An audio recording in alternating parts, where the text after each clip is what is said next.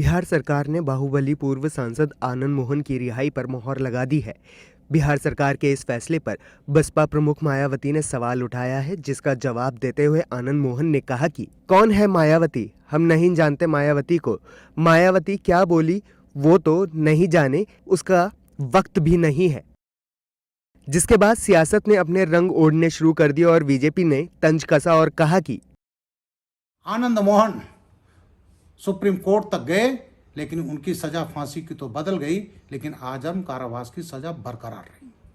नीतीश जी, आपने उस दलित और पिछड़ा विरोधी आनंद मोहन सिंह को अपने deputy chief minister Tejashwi Yadav, उनके पिता लालू यादव और कांग्रेस नेताओं के कहने पर अपने जेल मैनुअल में बदलाव करके आनंद मोहन को बाहर निकाल दिया है। वहीं हिंदुस्तानी आवाम मोर्चा ने आनंद मोहन को अच्छा व्यक्ति बताया। वैसे आनंद मोहन जी को हम बुरा आदमी नहीं मानते हैं। आनंद मोहन जी अच्छे हैं। दूसरा लोग चाहे जो समझे, उन्होंने कई एक किताबें लिखी है और उनकी बातों को हम देखते हैं तो ऐसा महसूस नहीं होता है कि वो क्रिमिनल नेचर के आदमी हैं। तो वैसी परिस्थिति में कानून में जो संशोधन किया है उसका क्या रिजल्ट होगा, ये इसके बारे में हम नहीं कर सकते, लेकिन आनंद मोहन जी के बारे में कर सकते हैं कि आनंद मोहन जी के छूट जाने से गरीबों का सर्वनाश होगा, गरीबों पर बड़े अत्याचार होगा, ऐसा मैं नहीं मानता। तो उधर आनंद मोहन के बेटे और आरजेडी विधायक चेतन आनंद की 25 अप्रैल को पटना में सगाई हुई। इस खास मौके पर बड़े बड़े दिग्गज नेताओं ने शिरकत की। सगाई समारोह में बिहार के मुख्यमंत्री नीतीश कुमार और डिप्टी सीएम तेजस्वी यादव भी शामिल हुए।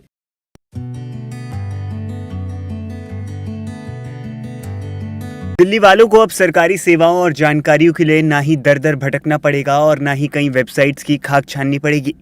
दरअसल दिल्ली सरकार अब लोगों की सुविधा के लिए एक ही क्लिक में सभी सेवाएं और जानकारियां उपलब्ध करा रही है। इसके लिए दिल्ली सरकार ने 50 विभागों की 180 नई वेबसाइट्स का शुभारंभ किया है। इसका शुभारंभ दिल्ली के मुख्यमंत्री अरविंद केजरीवाल द्वारा किया गया। उन्होंने कहा, पहले कोरोना के समय में सर्वर पर लोड बढ़ने से वेबसाइट क्रैश हो जाती थी, वो अब नहीं होगी। 2008 में इसके पहले बनाई गई थी ये, और पुराने सर्वर थे, पुरानी टेक्नोलॉजी थी, मोबाइल और इसके ऊपर वो भी नहीं थी, टैब के ऊपर फ्रेंडली भी नहीं थी। तो अब वो सारी चीज़ों को ध्यान में रखते हुए क्लाउड के ऊपर हम चले गए हैं, सर्वर की रिक्वायरमेंट हटा दी है। जैसा आप लोगों ने बताया कि कोरोना के टाइम में जब हमने कुछ स्कीम्स अनाउंस की थी तो एकदम से इतना ज़्यादा ट्रैफिक आया कि हमारे सर्वर्स क्रैश कर गए थे।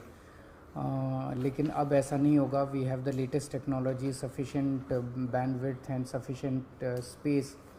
इसके साथ ही मुख्यमंत्री अरविंद केजरीवाल ने इस मौके पर आईटी टीम को बधाई दी और आर्टिफिशियल इंटेलिजेंस के यूज पर भी अपनी बात रखी। मैं आपको बधाई देता हूं और मैं उम्मीद करता हूं कि आने वाले समय में हम इस पे नज़र रखेंगे कि लोगों की क्या क्या रिक्वायरमेंट्स है, कौन सी ऐसी चीज़ें हैं जो जनता ज़्यादा देख रही है, कौन सी ऐसी चीज़ें हैं जो जनता को ज़्यादा चाहिए।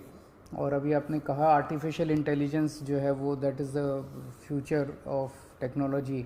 उसको हम ज़्यादा से ज़्यादा अपने कामकाज में और सरकार में कैसे इस्तेमाल कर सकते हैं लोगों की सेवाएं बढ़ाने के लिए, इसके ऊपर हम ज़्यादा ध्यान देंगे। And congratulations to all of you once again. बता दें, इस वेबसाइट में एक झलक में नोटिफिकेशन का पता चलेगा, साथ ही अलग अलग न्यूज़ और अपडेट्स भी मिलेंगी। इसके अलावा इसमें मेन्यू को डिपार्टमेंट वाइज क्लासिफाई किया गया है। साथ ही टॉप में राइट साइड पर सर्च ऑप्टिमाइजेशन दिया गया है, जिसमें आप कई डिपार्टमेंट की साइट को टाइप करके ढूंढ सकेंगे।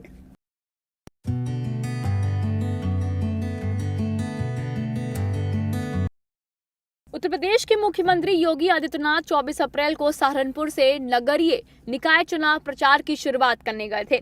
इस दौरान उन्होंने जनता रोड स्थित महाराज सिंह डिग्री कॉलेज में जनसभा को संबोधित किया और पिछली सरकार को कटाक्ष करते हुए कहा, नो कर्फ्यू, नो दंगा, यूपी में सब चंगा। माफिया और अपराधी आज अतीत की बात हो गए हैं और उत्तर प्रदेश सुरक्षा, समृद्धि और रोजगार के प्रतीक के रूप में विकसित हो गया है। आज यूपी नो कर्फ्यू, नो दंगा, यूपी में सब और चंगा। नो कर्फ्यू, नो दंगा, यूपी में सब चंगा। रंगदारी ना फिरौती, अब यूपी नहीं है किसी की बपौती। माफिया अपराधी हो गए अतीत, सुरक्षा खुशहाली रोजगार का अब बना है प्रतीक। और इसलिए भाइयों बहनों, अब उत्तर प्रदेश कर्फ्यू नहीं, कावड़ यात्रा की तैयारी के लिए उत्साह के साथ आगे बढ़ता है। योगी आदित्यनाथ के इस बयान पर सपा प्रमुख अखिलेश यादव ने भी बीजेपी और योगी पर निशाना साधा है और कहा मुख्यमंत्री को बताना चाहिए था कि उन पर कितने मुकदमे थे जो उन्होंने वापस लिए। मैं इसीलिए कहना चाहता हूं कि जानबूझकर सरकार के लोग मिलकर मूल मुद्दों से ध्यान हटाना चाहते हैं। कितनी गुटबाजी वहां, उसकी चर्चा नहीं, लेकिन शहरों की जो सुविधाएं मिलनी चाहिए थी वो भारतीय जनता पार्टी नहीं दे पाई। डबल इंजन की सरकार नहीं दे पाई। पूरा नगर निगम का पैसा भ्रष्टाचार के चढ़ गया, सब लूट हुई, बर्बाद कर दिया। उसी का परिणाम है कि गलियां नहीं सुधरी, आज भी गड्ढे शहरों में, कूड़ा भरा पड़ा है, जानवर भरे पड़े हैं, ट्रैफिक मैनेजमेंट नहीं है, पब्लिक ट्रांसपोर्ट नहीं है। और सब चीज से ध्यान हटाने के लिए, खासकर महंगाई और गरीबी से और बेरोजगारी से जानबूझ करके कुछ और मुद्दों को उछाला जा रहा है। यूपी में 4 मई और 11 मई को निकाय चुनाव का मतदान होना है और 13 मई को नतीजों की घोषणा होनी है।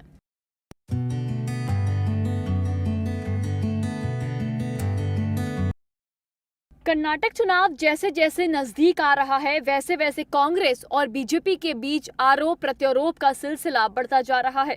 कांग्रेस एक तरफ केंद्र सरकार पर 40% का कमीशन लेने का आरोप लगा रही है और लगातार वार कर रही है। अरे ಇಲ್ಲಿ 40% ನಿನ್ ಕಣ್ಣೆದುರೆ ತಿಂತಾ ಇದ್ದಾರೆ, 40% ಕಮಿಷನ್ ತೆಗೆದುಕೊಳ್ತಾ ಇದ್ದಾರೆ ಅಂತ ಹೇಳಿ ಕಾಂಟ್ರಾಕ್ಟರ್ ನಿಮಗೆ ಅಪೀಲ್ ಮಾಡಿದ್ದಾರೆ. ಪ್ರೆಸಿಡೆಂಟ್ ಆಫ್ ಇಂಡಿಯಾ ಹತ್ರ ಹೋಗಿದ್ದಾರೆ, ಇಲ್ಲಿನ ಗವರ್ನರ್ ಹತ್ರ ಹೋಗಿದ್ದಾರೆ.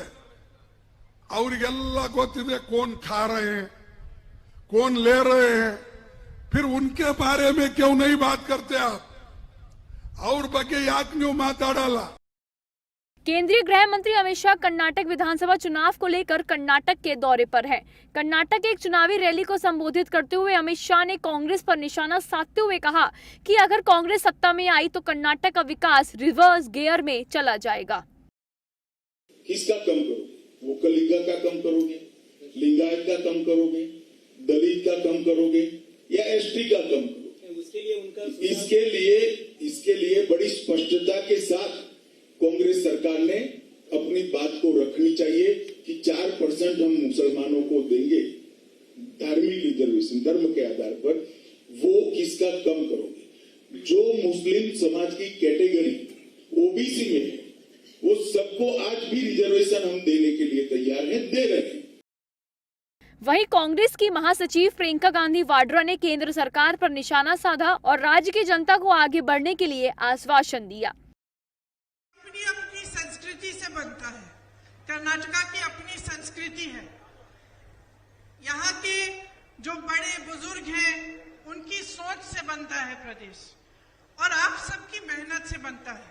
जब आपकी मेहनत, आपका पसीना उस खेती की जमीन में मिला होता है, ನಿಮ್ಮ ಪರಿಶ್ರಮ, ನಿಮ್ಮ ಬೆವರು ಆ ಒಂದು ಭೂಮಿಯಲ್ಲಿ ಸೇರ್ಕೊಂಡಿರುತ್ತೆ. इसी तरह से सरकार क्या होती है? ಇದೇ ಪ್ರಕಾರ ಸರ್ಕಾರ ಅಂದ್ರೆ ಏನು? सरकार वो होती है जो आपको अपने प्रदेश को, अपने देश को बनाने में मदद करती है। बता दें कर्नाटक में मतदान 11 मई को होगा जिसका नतीजा 13 मई को आएगा।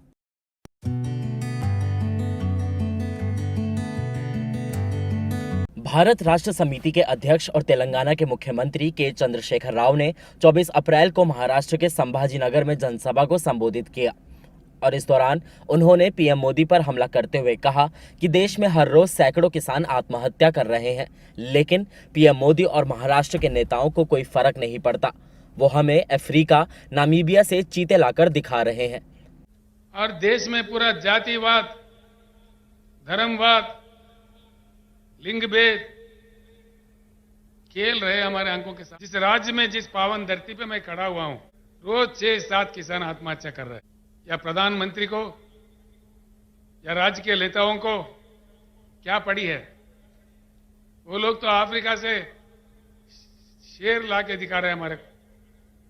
अरे भाई, ये हमारे किसान शेर मर रहे बोले तो देखो देखो, ये अफ्रीका का चीता है, ये नमीबिया का शेर है, इसको देख के खुश हो जाओ। तेलंगाना के सीएम ने आगे कहा कि बीआरएस देश की जनता के लिए लड़ाई जारी रखेगी और केसीआर ने नेताओं से अपने राज्य में किसान सरकार लाने को कहा है। समस्या का वो समाधान नहीं है, इसीलिए मैं हमारे शेतकरी भाइयों से और बहनों से हाथ जोड़ के विनम्र पूर्वक प्रार्थना करता हूं, जिला परिषद चुनाव में आप एकदम गुलाबी झंडा लहरा दीजिए। सारे भाग भाग के आ जाएंगे, दिल्ली से मुंबई से सब भागने लगेंगे गांव में। परिवर्तन भारत में जो आना है, बिना परिवर्तन के भारत आगे नहीं बढ़ सकता, इसीलिए पैदा हुआ है बीआरएस पार्टी। तो वहीं बीजेपी के सांसद और तेलंगाना बीजेपी अध्यक्ष बंदी संजय कुमार ने केसीआर पर निशाना साधते हुए किसानों से उनकी हमदर्दी को महज दिखावा करार देते हुए बताया कि मार्च में हुई एक अकाल वर्षा के कारण किसानों को हुए नुकसान की भरपाई का वादा करने वाले केसीआर ने अब तक किसानों को उनका मुआवजा नहीं दिया है। ఎంఎస్పీ ఎంత ముఖ్యమని చెప్పాలి. ఎంఎస్పీ ఎంత 2014 ఎంఎస్పీ ఎంత? కనీసం ఒక 500 రూపాయలు బోనస్ ఇచ్చినావా? 500 రూపాయలు బోనస్ ఇచ్చినావా ఎవరికైనా? నువ్వు కమిషన్ బ్రోకరు, నీకు కేంద్రం కమిషన్ ఇస్తున్నది, కొనుగోలు చేసేది కేంద్ర ప్రభుత్వము, కొనుగోలు చేసేటువంటి దమ్ము లేదు నీకు, ఎందుకంటే మోడీ గారి పేరు వస్తుంది. రైతు నష్టం కానీ రైతు గురించి పడుచుకోను. అరే 1000 కోట్లు సంపాదించుకుంటారు.